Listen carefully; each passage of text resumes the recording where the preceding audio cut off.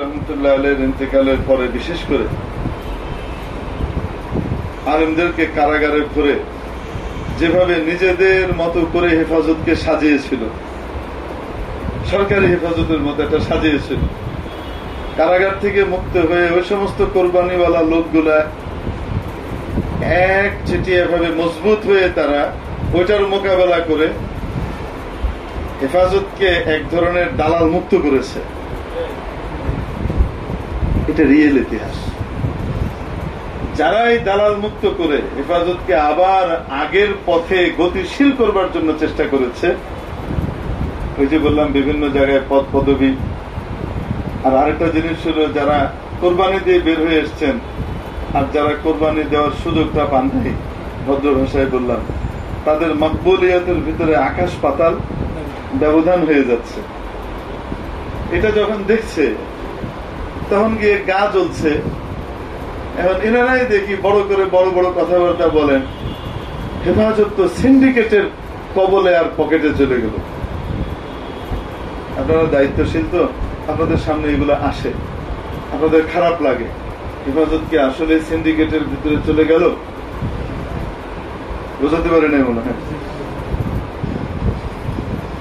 Syndicate বলে কাদেরকে বলা হচ্ছে যদি আপনি ভালো করে দেখেন তো এই লোকগুলা হলো 1-2 মাস খাটে নাই, বছরের উপরে 1.5-2 বছর, 2.5 বছর, 3.5 বছর, 3 বছর, 3.5 বছর খেটেছে। এরা হলো ওই সমস্ত লোকগুলা।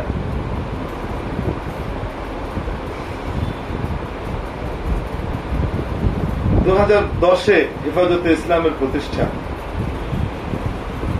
2023 পর্যন্ত 13 বছর পার হয়েছে। সাংগঠনিক ভাবে হেফাজতের জেলা কমিটি 13 বছরে হয়নি,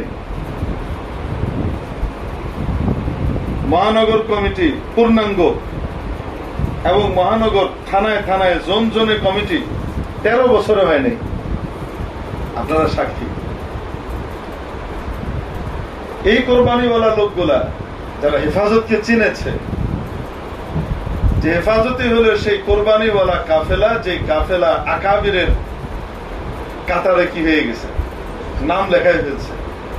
অতএব এই দেশের ভিতরে যদি হেফাজত থাকে তো ইসলাম ইনশাল্লাহ থাকবে। হেফাজত যদি মিটে যায় তাহলে আর কোন শক্তি নাই যে শক্তি এই বাংলাদেশে বিজাতীয় চক্রান্তের কবল থেকে ইসলামকে হেফাজত করবে। এই জন্য যে কোনো মূল্যে খেয়ে না খেয়ে সব কোরবানি দিয়ে হলো হেফাজতকে স্ট্রং করো। এটার জন্য ওনারা ছাপিয়ে পড়লেন। মাত্র 1 বছরের ভিতরে গোটা দেশের জেলা কমিটি, অনেক জায়গাতে উপজেলা পর্যায়ের কমিটি, অনেক জায়গাতে ইউনিয়ন পর্যন্ত কমিটি হয়ে গেছে, গঠিত হয়ে গেছে। এই যে সাংগঠনিক শক্তি, এই শক্তিটাকে অনেকে ভয় পায়। এজন্য আমাদের শত্রুরা বিভিন্ন রকমের বায়বীয় অভিযোগ তৈরি করে আমাদের মুখলিস সাথীদের ভিতরে সন্দেহের দানার বীজ ঢুকিয়ে দেয়, যেন আমরা ঐক্যবদ্ধ হতে না পারি। আমাদের অনৈক্যই তাদের সাফল্য, আমাদের ঐক্য তাদের কবর। উপস্থিতি, আপনারা দেখেছেন হেফাজত কি পারে, সবাই মিলে যা পারে না, এক হেফাজত তা পারে আল্লাহর রহমতে পারে। নগদ দলিল 3 তারিখ গেল না, 3 তারিখের আগ পর্যন্ত কত আলোচনা, নারী এটা করা যাবে না, এটা পাশ করানো ঠিক হবে না, এটা না, কত ভাবে বোঝানো হচ্ছে। আঙ্গুল সোজা করে কত বোঝানো হলো, কাজ হইল না। কিন্তু এক বৈঠক শেষ হয়েছে, সমালোচনা তো অনেক অনেক রকমের করছে। মিরপুরি সাহেবকে সমালোচনার জন্য টেনে নিয়েছে, অমুককে টেনে নিয়েছে, তমুককে টেনে নিয়েছে, কত কিছু করে দিচ্ছে। যাই বলেন না কেন, পরিস্থিতি হলো এখন এই সরকারের দায়িত্বশীল উপদেষ্টারা এই বিষয় নিয়ে হেফাজতে ইসলামের কেন্দ্রীয় কমিটির সাথে বসতে তারা নিজেরা আগ্রহ প্রকাশ করছেন যে আমরা একটু ওনাদের সাথে বসতে চাই এই বিষয়টা নিয়ে, আমরা কোনো এই চাই না। ইভেন তারা এই পর্যায়ে এসছে যে তারা নিজেরা প্রস্তাব পেশ করছে, প্রয়োজনে আমরা জেলা হেফাজতের দায়িত্বশীল যারা, আমরা জেলায় জেলায় তাদের সাথে বসবো, দরকার হলে আমরা বসবো, তাদের কি আমরা চাই। কি মনে হয় আপনাদের? আজকে যদি হেফাজতে ইসলাম না থাকতো, আজকে যদি হেফাজতের মতো এই নিয়ামতটা না থাকতো, তাহলে এই নীতি কিন্তু পাশ করাই ফেলছিল, ঠেকানোর ক্ষমতা কারোই ছিল না। এটা ছিল একটা, আমি বলবো অ্যাসিড টেস্ট ছিল এটা। যারা অ্যাসিড টেস্ট করছে যে এই একটা যদি গিলায় দেওয়া যায়, এটাতে যদি পার পেয়ে যায়, বাস বাকি সব গিলাবো। এই দেশের তাহজিব, তামাদ্দুন, কৃষ্টি, কালচার সব চেঞ্জ হয়ে যাবে, সমকামিতা থেকে শুরু করে ওপেনলি সবকিছু হালাল হবে।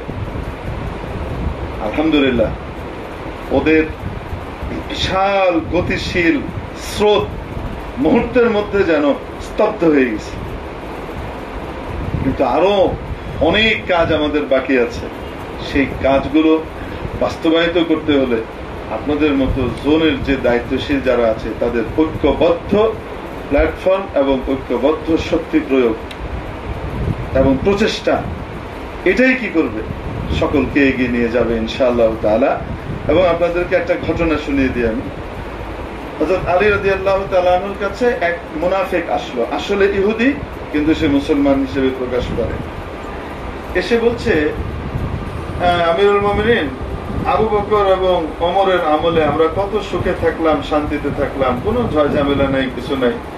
যত পেরেশানি সব হযরত ওসমান আর আপনার জমানায় এসে শুরু হলো।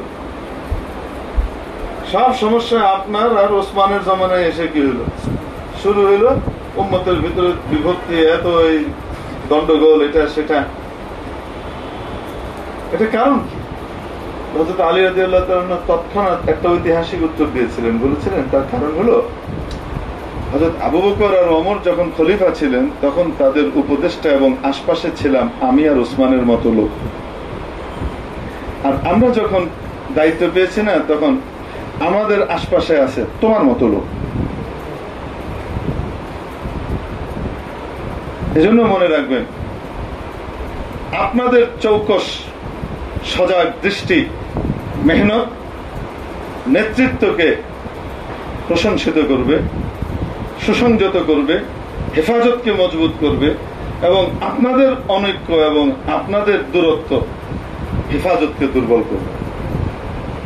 এজন্য আমাদেরকে সিদ্ধান্ত নিতে হবে, আমরা কি বিভিন্ন প্রোপাগান্ডা এবং কথার শিকার হয়ে আমরা কি হেফাজতকে দুর্বল করব, নাকি হেফাজতকে সবল করে কিয়ামতের দিন আল্লামা আহমদ শফি, আল্লামা জুনায়েদ বাবনগরী, হযরত আল্লামা নূর হোসেন কাসেমি রাহিমাহুমুল্লাহ, ওনাদের কাছে গিয়ে এই আমানতকে আমরা সঠিকভাবে, আপনাদের রেখে যাওয়া আমানতকে আমরা বুক দিয়ে, জান দিয়ে আমরা এটাকে পালন করে এসেছি। আপনাদের সাথে জান্নাতে থাকবার আগ্রহ করি। কোনটা করব, এটা আমাদেরকে সিদ্ধান্ত নিতে হবে।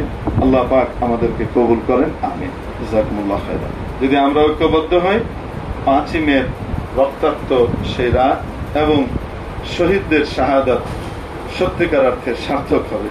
শুকরান জাযীলা।